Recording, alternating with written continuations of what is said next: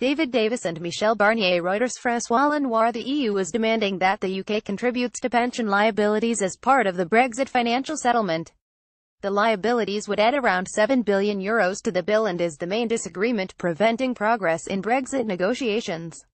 Former Conservative ministers sign a letter to Theresa May calling for the government to prepare for a no-deal scenario. London. The European Union is demanding that the UK pay billions of pounds in pension liabilities for retired EU officials as part of the financial settlement for Brexit. The liabilities would add around €7 billion, £6.25 billion onto the amount the UK owes the EU and is the biggest split between the two negotiating sides, preventing sufficient progress in Brexit talks, The Times reported. The way the EU is calculating the amount the UK owe in pension liabilities would mean €11 billion being added to the financial settlement, but one source said this was done at a rip-off rate. When historical investment rates and future staff contributions are used for the calculations, the proportion Britain would pay falls to as low as €3.5 billion.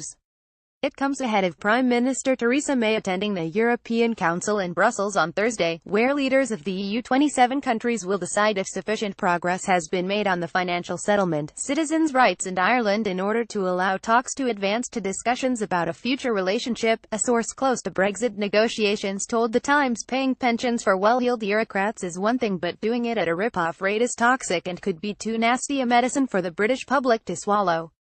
Is it really worth jeopardizing everything for this deal or no deal? The Prime Minister has been urged to walk away from the Brexit negotiations by former Conservative ministers, who says the UK should formally declare it is leaving the EU on World Trade Organization terms.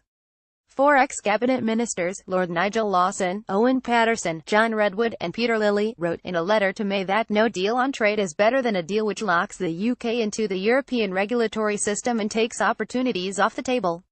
Declaring that the UK would operate on WTO rules and leave the EU with no deal would help Britain crystallize the economic opportunities of Brexit and give businesses absolute certainty about the future. A report by the Resolution Foundation published earlier this week showed that a no-deal Brexit would cost the average British household £260 a year. Paterson told BBC Radio 4's Today programme that he thought it unlikely that the UK would reach a trade agreement with the EU because they are flatly refusing to talk about it. The former minister said a trade agreement with the EU would be the best destination, but what we should not be terrified of is the WTO. He added, we have to face the fact that this summit, the European Council, is not going to discuss any future trade deal. We are ineluctably moving down the road to a WTO arrangement, so we had better start preparing for it.